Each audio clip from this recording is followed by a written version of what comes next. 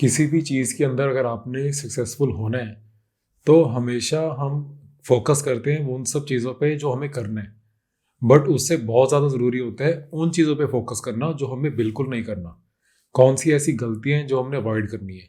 आज हम उन्हीं 5 चीज़ों के बारे में बात करेंगे जो मैंने बंद करा एंड उसके बाद लिटरली मेरी ट्रेडिंग बहुत ज़्यादा इंप्रूव हो गई थी। So the first one is shifting strategies. मैं हमेशा एक स्ट्रेटजी से दूसरी स्ट्रेटजी पे जंप ही करता रहता था।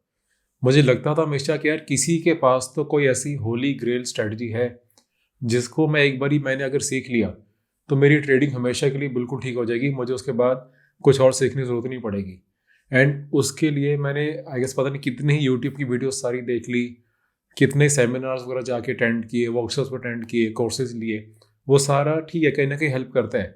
बट ये सोचना कि किसी के पास ऐसी स्ट्रेटजी है कि जो बिल्कुल परफेक्ट है, ऐसा कुछ नहीं है। आप अगर बुक्स भी रीड करते हो, मार्केट विजिट जैसे बुक है जैक श्वागर की, उसमें आपने देखा है कैसे लेजेंडरी ट्रेडर्स हैं जिन्होंने इतने साल यूएस इन्वेस्टिंग चैंपियनशिप जीती है। एंड ऑलमोस्ट सबके ही स्टाइल्स अलग है, सबकी स्ट्रेटजी अलग है। इनफैक्ट किसी किसी को टेक्निकल्स अगर अच्छा सूट करा है, किसी को फंडामेंटल सूट करता है, किसी को टेक्निकल्स नहीं सूट करता। बट स्टिल सबने अपने अपने तरीके से अच्छी तरह ट्रेड किया है एंड उनके रिकॉर्ड्स प्रूवन है वहाँ पे। क्योंकि हर किसी की माइंडसेट अलग है, हर किसी की कैपिटल अलग है, हर किसी का रिस्क लेने के जो टॉलरेंस है वो अलग है, एंड हर किसी का टेम्परामेंट ही अलग है। कोई थोड़ा सा छोटा सा लॉस देख के भी पैनिक कर सकता है, किसी के लिए वो लॉस बहुत ही छोटा सा होगा, वो बहुत आराम से उसको राइड कर लेगा। कैसे एक प्रॉफिटेबल पोजीशन के अंदर कोई बहुत आराम से उसको लंबा चलने दे सकता है, एंड कोई उस प्रॉफिट को 4-5% देखने में पैनिक करता है, वो सोचता है जल्दी बुक कर लूँ, ये कहीं दोबारा से प्रॉफिट मेरा लॉस में ना चल जाए। तो आपको ये समझना पड़ेगा वहाँ पे कहीं भी किसी भी जगह किसी के पास भी, चाहे इंडिया का कोई ट्रेडर हो या बाहर का ट्रेडर हो, किसी के पास भी ऐसी कोई होली ग्रेल स्ट्रेटजी नहीं है। यस, आपके पास एक स्ट्रेटजी होनी चाहिए जिसको आप बार बार day in and day out use करते रहो, एंड उस पर आप इतने कंफर्टेबल हो जाओ कि आपको उस पर कॉन्फिडेंस आ जाए कि यस, इसके बाद मुझे अब और किसी स्ट्रेटजी के पीछे नहीं भागना। एक स्ट्रेटजी होनी चाहिए। बट ये सोचना कि किसी के पास ऐसी स्ट्रेटजी है जो परफेक्ट है, वो बिल्कुल गलत है। ये चीज़ से आपको बचना है। Second is trading too big.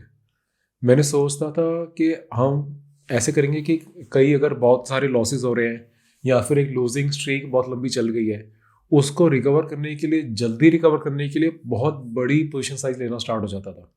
मैं ट्राई करता था यार कि पिछले जो 6-7 लॉसेस हुए हैं, इसको अब मैं जो ये ट्रेड ले रहा हूँ, इसी ट्रेड में किसी भी तरह कवर कर लो बस। वो जल्दी में करने के चक्कर में वो इनफैक्ट वो हो जाता है, काफ़ी बारी होता है। बट अगर आपकी वो हैबिट हो गई ना कि यार बड़ी पोजीशन साइज लो एंड एक बारी जल्दी से लॉस रिकवर कर लो, तो वो कहीं ना कहीं दोबारा से आपका बहुत बड़ा लॉस कर देगी। इनफैक्ट काफ़ी बारी आपकी पूरी कैपिटल भी वाइप आउट हो सकती है अगर आप वही चीज़ फ्यूचर ऑप्शंस में करना स्टार्ट हो गए। तो आपने अगर अपने, पहली बात तो जो लॉस है उसको एज अ लॉस मत देखो, उसको एज अ लेसन देखो। कोई भी लॉस आपको कुछ सिखा के जाएगा। अब लोग मुझे मैसेज करते हैं इंस्टाग्राम पे, थोड़ी देर पहले मुझे किसी का मैसेज आया कि सर मैं ना 5 साल से ट्रेड कर रहा हूँ एंड बहुत लॉस कर रहा हूँ, मुझे बताओ क्या करना है, एंड मैं और ट्रेडिंग करूँ या बंद कर दूँ। तो मेरा सबसे पहले उनको रिप्लाई था कि आप पहले अपने 5 साल की ट्रेड्स देखो कि आपने क्या ट्रेड किया, कौन से स्टाइल ऑफ ट्रेडिंग आपको बिल्कुल नहीं सूट कर रही। आप खुद के ट्रेड से आपका खुद का आंसर वहीं पर ही है। इसलिए मैं ट्रेडिंग जर्नल की भी बात करता हूँ, बिकॉज आपके खुद की बैलेंस शीट आपकी ट्रेडिंग जर्नल है, आपका खुद का आंसर वहाँ पे है। आपको जो टाइप ऑफ ट्रेडिंग सूट कर रही है वही करो। कोई अगर आपको ऑप्शन ट्रेडिंग सूट नहीं कर रही, बट अगर आपको सोशल मीडिया पे देख के लग रहा है कि हर कोई ऑप्शन ही कर रहा है एंड हर कोई बहुत बड़ा प्रॉफिट कर रहा है, बस इसलिए आप ऑप्शन में शिफ्ट हो जाते हो, वो कोई ठीक बात नहीं है। आपने हमेशा अपने अकॉर्डिंग देखना है। एंड कभी भी अगर आप, काफ़ी लोग मैंने अब देखा वो क्या करते हैं, वो कहते हैं हम सर कैश ट्रेडिंग ही करते हैं, हम ऑप्शन नहीं करते। बट कई कोई उनकी जो कैपिटल का जो एक पोर्टफोलियो, एक स्टॉक के अंदर जो उनकी एलोकेशन है पूरी कैपिटल की, कभी वो 5% है एंड कभी वो एक ही स्टॉक के अंदर 25-30%, 40% भी लगा देते हैं अपनी पूरी कैपिटल का। तो आप कर तो कैश ट्रेडिंग रहे हो, बट आप उसी में टाइप ऑफ फ्यूचर ऑप्शन तरह ही खेल रहे हो। अभी भी आप अभी भी सोच रहे हो कि एक कोई ऐसा ट्रेड प्रॉफिटेबल हो जाए जो इतना बड़ा प्रॉफिट दे जाए कि मेरा सब पिछले लॉसेस इक्वल हो जाए। तो आपने ऐसे इमोशंस के अकॉर्डिंग ट्रेड नहीं करना है। आपने फिक्स एक पोजीशन साइज रखनी है कि एक, अगर मैंने 5 to 7% एक पोजीशन में लेना है तो उतना ही लेना है। प्रॉफिट हुआ तो नेक्स्ट ट्रेड में जाऊंगा, लॉस हुआ तो नेक्स्ट ट्रेड में जाऊंगा, बट मेरी पोजीशन साइज मेरे इमोशंस के अकॉर्डिंग ऊपर नीचे नहीं होनी चाहिए, वो फिक्स होनी चाहिए। एंड अगर आपको एक स्ट्रेटजी सीखनी है, अगर आपको मेरी जो स्विंग ट्रेडिंग स्ट्रेटजीज बहुत सारी सीखनी है, आपने अगर ये समझना है कि कहाँ पे कोई स्टॉक लेना है, पहली बात तो स्टॉक स्कैन कहाँ से करने हैं स्विंग ट्रेडिंग के लिए, पोजीशन ट्रेडिंग के लिए, देन कहाँ पे एक स्टॉक लेना है एग्जैक्टली, कहाँ तक उसको होल्ड करना है एंड कहाँ पे एग्जिट करना है, उसके लिए आप ये नीचे मैंने लिंक दिया हुआ है डिस्क्रिप्शन के अंदर भी एंड फर्स्ट कमेंट के अंदर, आप वहाँ से जाके मेरी वीडियो सीरीज़ पूरी देख सकते हो। ये 16-17 वीडियोस की पूरी सीरीज़ है। इसके अंदर मैंने छोटी छोटी वीडियोस 15-20 मिनट की वीडियोस में आपको अपना सारा प्रोसेस A to Z पूरा समझाया हुआ है।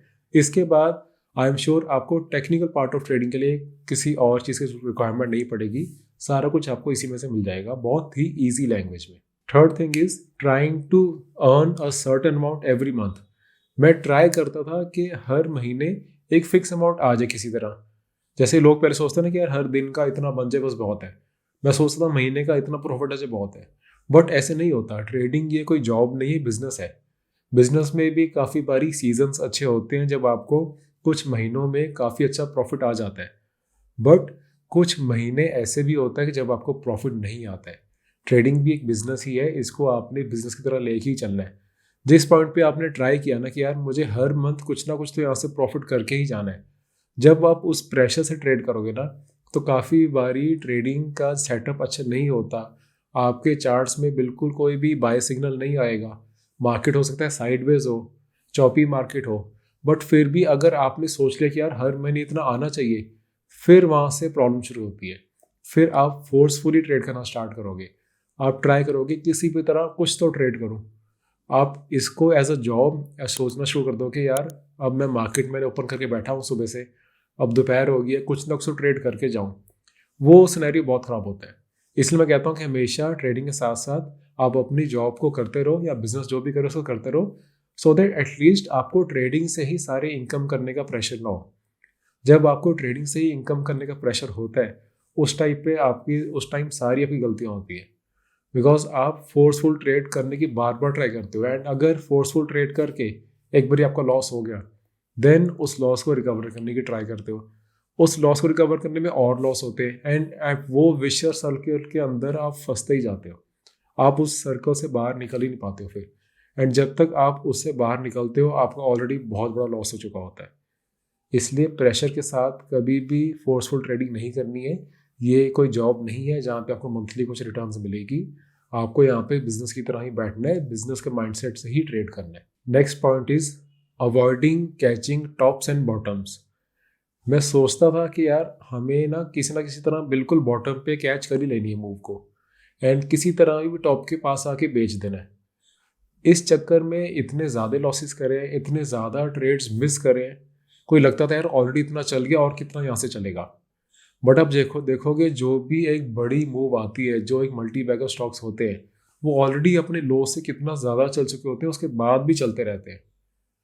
एंड आपने कभी भी टॉप्स एंड बॉटम्स को कैच करने की ट्राई करनी ही नहीं है। जो बिल्कुल न्यू आते हैं मार्केट में वो ये गलती करते हैं, बट जो थोड़ा टाइम भी मार्केट में है उनको समझ आ गया कि आपने एक पूरी मूव में से एक अच्छा पार्ट कैप्चर करना है।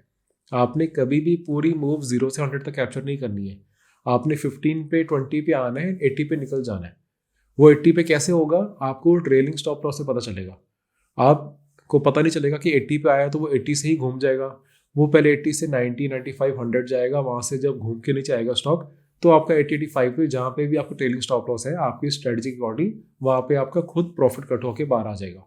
बट आपने ये माइंडसेट रखना है कि यस मैंने कभी भी बॉटम और पूरे टॉप की मैंने कैप्चर करने की ट्राई ही नहीं करनी है।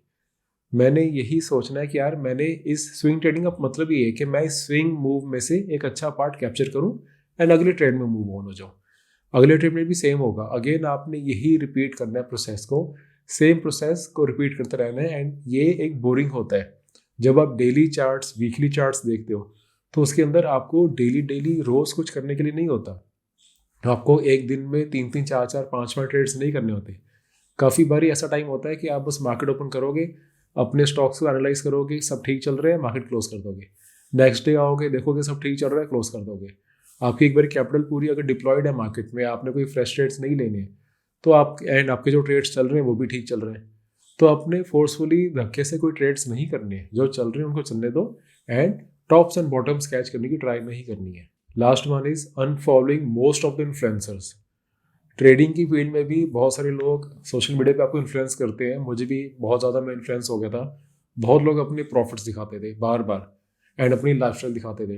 अब उनकी लाइफस्टाइल देख के प्रॉफिट्स देख के मुझे कुछ बेनिफिट नहीं हो रहा, बट वो मुझे फोमो बहुत ज़्यादा देते थे। उनके प्रॉफिट के स्क्रीनशॉट से देख के लगता था कि यार पता नहीं इनको टेक्निकल्स मेरे से ज़्यादा आता है क्या, ये इतना प्रॉफिट कैसे कर रहे हैं, मैं क्यों नहीं कर पा रहा। एंड बाद में काफ़ी लोग तो फेक भी निकलते थे, बट मैं स्टार्टिंग में फंस गया था इनके चक्कर में। एंड अभी भी बहुत बच्चे इस चक्कर में फंस रहे हैं। अगर कोई आपका ट्रेडर, आपका इन्फ्लुएंसर अगर आपको वैल्यू नहीं दे रहा है तो उसको फॉलो मत करो। उसका प्रॉफिट्स देख के, उसकी लाइफस्टाइल देख के आपको कुछ बेनिफिट नहीं हो रहा है।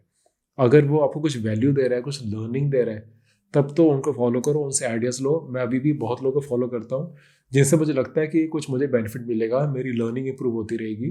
बिकॉज हम जितनी भी बुक्स रीड कर लें, जितने भी हम यूट्यूब से कुछ भी देख लें, फिर भी हमें सबका एक पर्सपेक्टिव, सबका व्यू चाहिए होता है। हर जगह से हमें सीखना चाहिए। बट जो लोग सिर्फ इसीलिए अपनी लाइफस्टाइल दिखा रहे हैं, प्रॉफिट दिखा रहे हैं, बस किसी भी तरह आपको कुछ सेल कर दो, वो गलत है। आपने सेल करना है, पैथिकली सेल करो, आप अच्छे से वैल्यू प्रोवाइड करो। जिस लोगों को समझ आएगा, जिसने एक्चुअली में लर्न करना है, वो आपसे लर्न करेगा। आपको ऐसे शॉर्टकट वे से सेल करने की ज़रूरत नहीं है। बट येस, स्टार्टिंग में ये चीज़ में मैं फंसा था एंड अभी भी मैं देखता हूँ कि बहुत लोग इस चीज़ में फंस जाते हैं। बाद में जब बहुत बड़ा लॉस कर लेते हैं तब उनको रियलाइज़ होता है कि यार वो कहाँ फंस गए थे। इसलिए आई होप जो ये वीडियो में आपको मैंने जो पॉइंट्स बताए हैं वो आपको खुद इससे काफ़ी पॉइंट्स आप रिलेट कर पाओगे। अगर आप बिल्कुल न्यू हो मार्केट में तो आपको इस पॉइंट से और अच्छे से ध्यान से दोबारा चाहे वीडियो देख लेना, इसकी समरी बना लेना, नोट्स बना लेना, सो दैट आप बस ऐसे ही रैंडमली वीडियोस देख देख के अगली वीडियोस पे ना जाओ। आप अच्छे से उसके पॉइंटर्स बनाओ। बिकॉज ये वीडियोस बनाने के लिए मेरे अपने लाइफ का जो सारे जो एक्सपीरियंस है वो सब बैठ के अच्छे से सोच के पॉइंट्स लिखने होते हैं एंड अपना एक्सपीरियंस आपके साथ शेयर करना होता है। एंड आई होप कि आपको ऐसे एक्सपीरियंस शेयर करने से आपको बेनिफिट हो रहा है। आपको किसी खुद ये जो गलतियां कर करके उसे सीखने से अच्छा दूसरे गलतियों से सीख रहे हो, तो आपको आई होप बेनिफिट होता है। आपको किस टाइप की वीडियो चाहिए, आपको इससे नेक्स्ट वीडियो किस टाइप की चाहिए, आप नीचे मुझे कमेंट में बता सकते हो। आप एग्जैक्टली मुझे बता सकते हो कि यार सर ये पॉइंट्स है जिससे मैं फेस कर रहा हूँ, ये डिफ़िकल्टीज मुझे फेस होती है, या फिर ये साइकोलॉजिकल बैरियर्स हैं जहाँ पे मैं फंस जाता हूँ, इसको कैसे इंप्रूव करें। तो आई विल मेक श्योर कि मैं उस पॉइंट्स पे भी मैं वीडियोस बनाऊंगा। मैं आपके सारे कमेंट्स रीड करता हूँ and I will see you in the next video. Thank you.